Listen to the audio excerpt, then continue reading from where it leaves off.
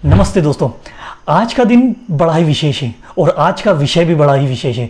यानी 14 सितंबर को आज ही के दिन हमारे देश को वो देवी का आशीर्वाद मिला था जिनकी वजह से आज हम हमारे देश की संस्कृति, हमारे देश की गौरव गाथा और हमारे देश के पूर्वजों द्वारा दिए गए संज्ञान को हम हमारे आने वाली पीढ़ी को और संपूर्ण विश्व को दे सकें। और वो देवी का नाम है हिंदी।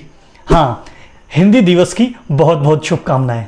कहते हैं हिंदी को राजभाषा बनाने में व्यवहार राजेंद्र सिंह का बहुत बड़ा योगदान था, इसीलिए उन्हीं के जन्मदिन पर यानी कि 14 सितंबर को हिंदी दिवस मनाया जाता है। व्यवहार राजेंद्र सिंह के साथ हिंदी को राजभाषा बनाने में और भी बड़े साहित्यकारों और हिंदी के जानकारों का योगदान रहा है, जैसे कि सुमित्रा नंदन पंत, हजारी प्रसाद द्विवेदी, महादेवी वर्मा, सेठ गोविंददास जी, जिनके अथक प्रयासों से ही हिंदी दिवस मनाया जाता है और आज हिंदी भाषा इतनी प्रचलित है। उस समय जब देश आज़ाद हुआ था तो देश के राजकीय कार्यों के लिए एक राजभाषा की जरूरत थी और ये राजभाषा हिंदी को बनाने के लिए काफ़ी कठिनाई हुई थी, क्योंकि उस समय देश संगठित नहीं था, काफ़ी राज्य अलग अलग थे, उन राज्यों की भाषाएं बोलियां अलग अलग थी, तो इसलिए हिंदी भाषा को राजभाषा बनाने में कुछ कठिनाइयाँ आई थी, जिस वजह से केवल हिंदी भाषा ही राजकीय भाषा नहीं रह गई, उसके साथ अंग्रेजी को भी जोड़ा गया और साथ ही 22 अन्य भाषाओं को भी जोड़ा गया, जो कि अपने अपने राज्यों के अनुसार हर राज्य अपनी राजभाषा के रूप में उसे उपयोग करते हैं। इसी वजह से हिंदी का प्रचलन थोड़ा थोड़ा कम होता चला गया। इसीलिए हिंदी को जानने वाले, हिंदी को अच्छे तरीके से जानने वाले, पहचानने वाले, सुनने वाले और बोलने वाले कम होते चले गए। हिंदी के अच्छे जानकार भले ही कम हो, पर हिंदी को समझने वाले, बोलने वाले और थोड़ा बहुत उसमें रुचि लेने वाले काफ़ी लोग मौजूद हैं और वो उसका उपयोग भी करना चाहते हैं। यदि हम बात करें हिंदी के पिछले 1000 साल के इतिहास को, काफ़ी उसमें बदलाव भी हुए हैं, काफ़ी उसमें बढ़ोतरी भी हुई है, पर अभी जो हिंदी में विकास हो रहा है, अभी जो हिंदी में बदलाव हो रहे हैं, वो हिंदी के लिए काफ़ी अच्छे हैं। क्योंकि आज भी हम देख रहे हैं सोशल मीडिया पर, समाचार पत्रों में, पत्र पत्रिकाओं में, पुस्तकों में किस तरह से हिंदी बदली जा रही है और हिंदी का अलग अलग तरीकों से उपयोग हो रहा है। तो ये हिंदी के लिए एक बड़ा बदलाव है, पर हिंदी के लिए काफ़ी फ़ायदेमंद भी है, क्योंकि हिंदी का विकास हो रहा है, हिंदी का फैलाव हो रहा है, हिंदी को नए आयाम मिल रहे हैं। यदि मैं बात करूं आंकड़ों की, तो आज लगभग 50 से 60 करोड़ लोग पूरे विश्व में हिंदी बोलते हैं। और यदि इन आंकड़ों को और ज़्यादा अच्छे से देखा जाए और ये कहा जाए कि हिंदी को समझने वाले कितने हैं, तो ये आंकड़ा 100 करोड़ तक भी पहुंच सकता है आसानी से। पूरी दुनिया में हिंदी सबसे ज़्यादा बोली जाने वाली तीसरी सबसे बड़ी लैंग्वेज बन चुकी है, जो सबसे ज़्यादा बोली जाती है और समझी जाती है। पूरी दुनिया में 150 से भी ज़्यादा देशों में प्रवासी भारतीय मौजूद हैं और उनमें से काफ़ी भारतीय समृद्ध और संपन्न हैं। उन्हीं की वजह से, या यूं कहे कि उनके प्रचार और प्रसार की वजह से भी हिंदी काफ़ी ज़्यादा उपयोग में लाई जाती है पूरी दुनिया में।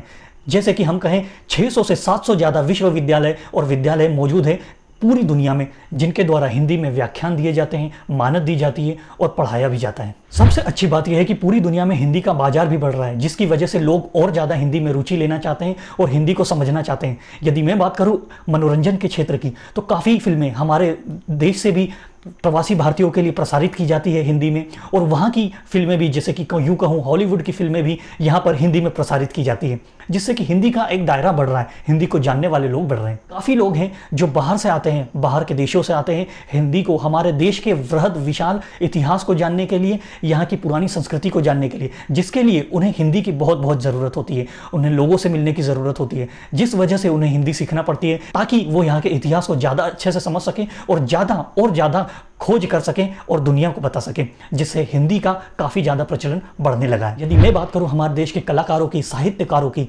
गीतकारों की, तो लगभग उन्होंने 50 से 60 से ज़्यादा देशों में कई लोगों को या कई युवाओं को जोड़ा है और उन युवाओं में एक हिंदी की ऐसी ऊर्जा भर दी है जो हमारे देश के लिए या हमारी हिंदी भाषा के लिए काफ़ी आवश्यक भी थी, और वो उस हिंदी की ऊर्जा को हमारे देश के युवाओं में भरने के लिए काफ़ी हद तक सफल भी हुए हैं। यदि मैं बात करूँ तकनीकी की, तो हिंदी में भी तकनीकी का काफ़ी इस्तेमाल हो रहा है और काफ़ी विकास भी हो रहा है। देखा जाए तो हर मोबाइल में, हर कंप्यूटर में आज हमको हिंदी में विकल्प मिलते हैं, हिंदी में नए नए समाधान मिलते हैं, जिसकी वजह से हिंदी का इस्तेमाल आसान हुआ है, हिंदी का बढ़ना आसान हुआ है। तो दोस्तों, हमारे देश में कितने ही शासकों ने आक्रमण किया, कभी अंग्रेजों ने, कभी मुगलों ने, कभी मंगोलियन ने, कभी अलेक्जेंडर ने, सिकंदर ने, कभी सेल्यूकस ने, और न जाने कितने शासकों ने आक्रमण किए। सभी अपनी अपनी भाषाएं लेकर आए, सभी अपनी अपनी संस्कृति लेकर आए। इन सभी को हिंदी ने सहज स्वीकार किया और ये बदलाव भी स्वीकार किए, ताकि हिंदी और अलग तरीके से और बदलाव के साथ हमारे बीच में आ पाई है। वो कहते हैं ना, जिसने बदलाव को स्वीकार कर लिया उसको दुनिया ने स्वीकार कर लिया।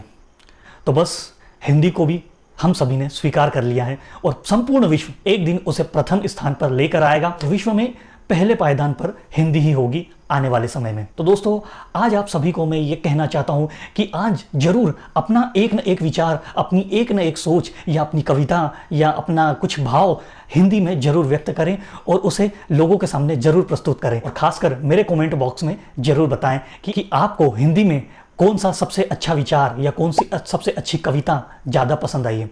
तो दोस्तों, यदि मेरा वीडियो पसंद आया हो तो उसे लाइक करिएगा, उसे साझा करिएगा और सब्सक्राइब जरूर करिएगा। धन्यवाद।